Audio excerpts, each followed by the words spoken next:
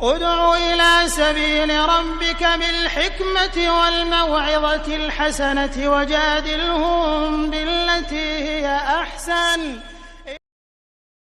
لونڈیوں کے ساتھ جنسی تعلقات کی اجازت کیوں دی گئی جبکہ اسلام خود سیکس ڈسپلن کا پرچار کرتا ہے؟ اور لونڈیوں کی خرید و فروخت کیا ہیومن رائٹس کی وائلیشن نہیں ہے؟ یہ مسئلہ ذرا ٹیڑھا ہے. ایک تو یہ کہ لونڈیوں کے تصور کو صاف کر لیجئے کہ اسلام میں صرف وہ لونڈی جائز ہے جو خالص اسلامی جہاد کے نتیجے میں پرزنرز آف وار کی حیثیت سے آپ کے پاس آئے. یہ نہیں ہے کہ کسی آزاد لڑکی کو، عورت کو پکڑا اور اسے زبردستی جو ہے وہ کہیں بیچ دیا اور وہ غلام ہو گئی، یا جیسے کہ امریکنوں نے کیا تھا کہ ہزاروں ویسٹ افریقن کنٹریز سے یہ حبشیوں کو پکڑا اور ان کو لے جا کے وہاں پر جو ہے منڈیوں میں بیچ دیا. یہ نہیں، یہ جائز، حرام، بالکل حرام. البتہ ایسی اگر شکل ہے کہ جنگ ہو رہی ہے آپ کے اور کفار کے مابین، اب اس میں جو پی او ڈبلیوز آ گئے ہیں، دو راستے ہیں. یا تو کنسنٹریشن کیمپس میں رکھیں گے انہیں، وہ آپ کی معیشت پر بہت بڑا بوجھ ہو جائے گا، اور پھر ان کی زندگی بھی اب نارمل ہوگی. وہاں نہ مرد کے لیے کوئی امکان ہے کہ کوئی اس کی جو ہے طبیعت کے اور جنسی تقاضے پورے ہو سکے، نہ عورت کے لیے امکان ہے. اس کے لیے اسلام نے تجویز کیا کہ انہیں معاشرے میں تقسیم کر دیا جائے، ڈسپرس کر دیا جائے. معاشرے میں جائیں گے، وہ کسی کا غلام بن گیا ہے، کسی کی لونڈی بن گئی ہے. اب ان کو حکم دیا گیا جو خود کھاتے ہو وہ انہیں کھلاؤ، جو خود پہنتے ہو انہیں پہناؤ، اور ان سے اگر کوئی سخت کام لینا ہو تو اس میں خود بھی شریک ہو جاؤ. انہیں یہ احساس نہ ہو کہ چونکہ ہم غلام ہیں تو ساری سختی ہم پر ہی ہے. اور ان کے لیے بھی پھر یہ کہ نیکی کے کاموں کے اندر یہ ہے کہ ان کو آزاد کر دینا، یہ بڑی نیکی کا کام ہے. کوئی مرد کہتا ہے صاحب میں اتنے 1000 روپے آپ کو دے دوں گا محنت کر کے، کمائی کر کے، آپ مجھے آزاد کر دیں، اسے مکاتبت کہتے ہیں. یہ معاہدہ ہو سکتا ہے اور آپ کو اس کا معاہدہ قبول کرنا ہوگا.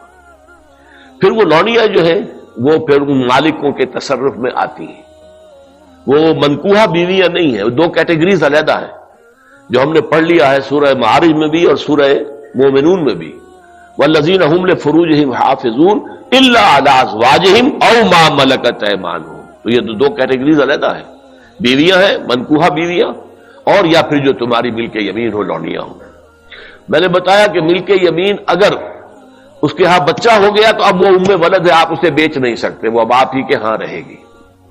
اور جہاں تک اس کے بچے کا تعلق ہے وہ آپ کی منکوحہ بیوی سے جو بچہ ہوگا اس کے بالکل برابر ہوگا، اس کی کوئی بھی حیثیت جو ہے اس سے کمتر نہیں ہے. وہ بچہ آپ کا ہے، آپ کی لونڈی کا نہیں، آپ کا بچہ ہے.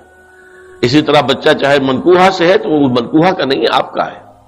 یہاں تو ابن کے ساتھ بات چلتی ہے، بنت کے ساتھ نہیں چلتی. کس کا باپ کے حوالے سے بات چلتی ہے بات. تو اس اعتبار سے حل کیا گیا اس مسئلے کو ایک خاص انداز میں، اور اس انسٹیٹیوشن کو ختم نہیں کیا گیا. قرآن مجید میں جیسے تدریجاً شراب حرام کر دی گئی، تدریجاً سود حرام کیا گیا، اسے بھی حرام کیا جا سکتا تھا بالآخر، لیکن نہیں کیا گیا. اس کی وجہ کیا ہے؟ میرے خیال میں یہ ہے کہ اس دنیا کے آخری دور میں جس کا اب آغاز ہو رہا ہے، خالص اسلامی جہاد بھی ہوگا، کفار کے ساتھ جنگیں ہوں گی، مقابلے ہوں گے، اور اس میں پرزنرز آف وار کے لیے یہ راستہ جو ہے کھلا رکھا گیا ہے تاکہ اس وقت جو ہے سچویشن صحیح تو طریقے پر اس کو حل کیا جا سکے. ھذا ما عندی والعلم عند اللہ. یہ بھی ہو سکتا ہے کہ کسی کی لونڈی، آپ ہی کی ایک لونڈی بھی ہے اور ایک غلام بھی، آپ ان دونوں کے اندر شادی کرا دیتے ہیں. اب وہ میاں بیوی ہو گئے، اور یہ کہ اب آپ پر حرام ہے وہ بیوی، وہ جو لونڈی ہے، آپ اس کے ساتھ کوئی جنسی تعلق نہیں رکھ سکتے. آپ نے اجازت دے دی تو گویا کہ اپنے حق سے آپ دستبردار ہو گئے، آپ نے غلام کے نکاح میں اسے دے دیا. اس میں البتہ یہ ہے کہ پھر ان کی اولاد جو ہوگی وہ غلام ہی ہوگی. باپ بھی غلام ہے، ماں بھی غلام ہے، تو ان کی اولاد غلام ہوگی. یہ انہی کی اولادیں ہیں کہ جو ہمارے معاشرے کے اندر آپ کو معلوم ہونا چاہیے کتنی بلندی تک پہنچی ہے. خاندان غلاماں جو ہندوستان میں اسلام کی پہلی حکومت قائم ہوئی، کون تھے؟ قطب الدین ایبک غلام تھا، شمس الدین التتمش غلام تھا، غیاث الدین بلبن بہت زبردست حکمران تھا، روب و داغ والا غلام تھا. یہ غلام خاندان تھا.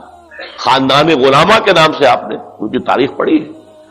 اور اس وقت مصر میں بھی ممالک کی حکومت تھی. مملوک کہتے ہیں غلام کو، ملکیت ہوتا ہے وہ اپنے آقا کی. ممالک کی حکومت تھی بہت بڑی.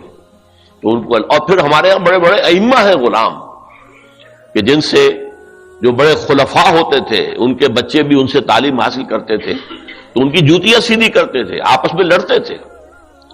یہ مامون الرشید اور امین الرشید دو جو بیٹے تھے ہارون کے، وہ آپس میں لڑتے تھے کہ اپنے استاد کی جوتی میں سیدھی کروں گا، وہ کہتا میں سیدھی کروں گا، حالانکہ وہ غلام ہوتا تھا.